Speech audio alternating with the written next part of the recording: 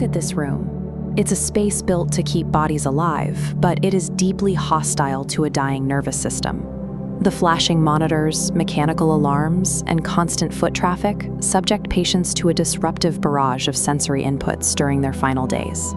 For the medical staff moving through these halls, active dying is often just another shift. Driven by heavy clinical workloads and rigid protocols, they inevitably bring a hurried, transactional energy into a space that requires absolute stillness. At the bedside, families are thrust into an environment they don't understand. Confronted with the visceral, physical reality of death, relatives naturally freeze, panic, or let long-buried family dysfunctions spill out over the bed rails. With the hospital focused entirely on biology and the family overwhelmed by emotion, a vacuum of protection opens up. The transitioning patient is left exposed to the chaos of the institution. On May 24, 2026, Joseph Kimbell stepped into that vacuum. He stood as the primary caregiver for his mother, Mary, navigating her comfort care transition in a clinical hospital wing. To give her peace, he had to actively push back against the hospital's routine. He dimmed the harsh lighting, muffled the acoustic noise of the machines, and physically guarded the doorway against unnecessary intrusions. Through the heavy exhaustion of that vigil, a clear philosophy crystallized. In end-of-life care, the ultimate form of protection is not defense. It is the deliberate, architectural creation of safety. Executing this requires a specialized profile. Kimbell calls it a Heim, named after the mythological sentinel of the cosmic bridge, a highly trained guardian of the final threshold. The Heim model moves past the passive emotional comfort offered by standard doulas. It is an unyielding, tactical defense of the transitioning space. The first pillar of this methodology is environmental guardianship, establishing absolute authority over the physical space surrounding the patient.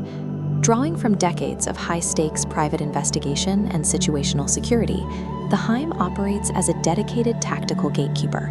They engineer strict sensory boundaries. Harsh clinical lighting is angled away from the bed, and acoustic containment is established to shield a highly sensitive, dying nervous system. Before anyone crosses the threshold, the Heim reads the room. They identify hurried nurses or dysregulated family members and filter chaotic energy out in the hallway. By securing the physical perimeter first, they ensure the room remains an undisturbed sanctuary. You cannot have psychological peace without spatial security. The second pillar tackles the physical reality of the body shutting down. The Heim does not practice medicine, but they are fluent in its language. Using an EMT background, a Heim visually tracks subtle physiological shifts, represented by these geometric nodes.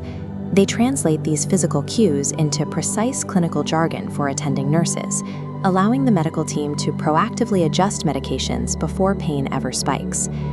This clinical-adjacent fluency acts as an invisible buffer. It manages the biological transition smoothly, without breaking the tranquil atmosphere of the room. The final pillar requires stepping directly into the relational friction of a traumatized room to serve as a somatic and behavioral anchor. Using advanced behavioral health protocols, the Heim gently but firmly neutralizes the acute panic and volatility that frequently erupts between grieving relatives at the bedside. They also fiercely protect the sovereign identity of the patient. Conservative medical institutions frequently fail to recognize chosen families or alternative relationship structures. By enforcing absolute, non-judgmental inclusivity, the Heim ensures that queer, neurodivergent, or non-traditional individuals retain their bodily autonomy and dignity. When the emotional nervous system of the room is regulated, the family can let go of the conflict and focus entirely on their final moments of connection. To scale this level of protection, the Heim philosophy is engineered into a proactive, structured operational model that absorbs the family's logistical burdens. The foundational phase begins months before active transition. It maps strict sensory blueprints and secures legal boundaries early, setting clear rules of engagement. For sudden transitions, the top tier acts as an elite crisis retainer, completely insulating the family from hospital bureaucracy. It is a complete rejection of our cultural default. We do not have to accept that dying must be a cold, sterilized medical event. By fusing the tactical logic of emergency response with deep somatic empathy, the end of life is finally reclaimed. it ceases to be an institutional failure and becomes a fiercely protected, profoundly sacred rite of passage.